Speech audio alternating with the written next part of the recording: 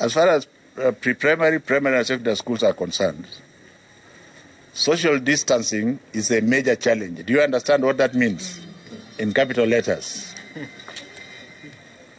But it should not stop us from preparing to open in September.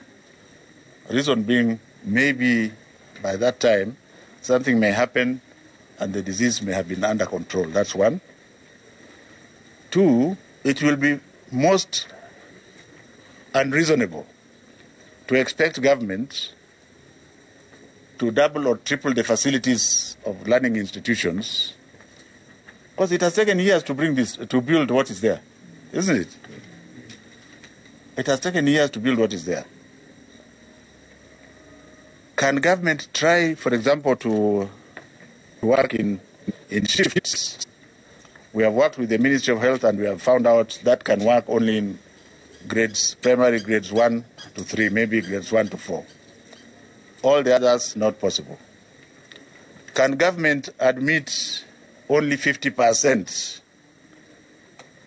If it does so, shall we achieve social distancing? The first answer is that it shall not achieve social distancing. And the second answer is it is not possible because it is constitution related. How are you going to select the children who will stay home and the children who will come to school? Can the government change the calendar, for example, so that we start our year in September? The answer is a big no because of the East African Community Protocols. We are a senior member of the East African Community Protocols. It would then mean that His Excellency the President will have to consult with the others. And if they say no, then it will not be something that we should even waste our time about.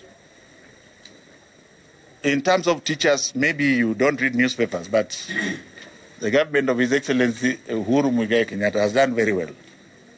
Knowing what I know, there's money in the budget for an additional 10,000 interns, and there's also money in the budget for an additional 5,000 permanent teachers.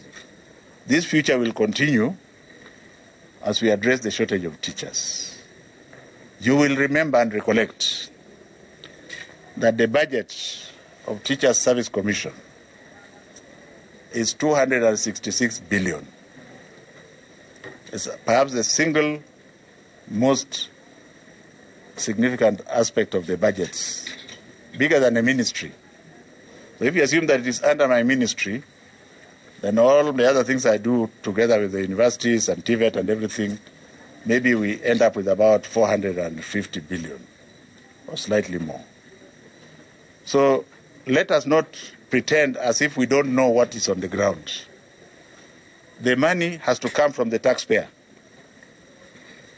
And at the moment, the taxpayer base has shrunk, and you understand why.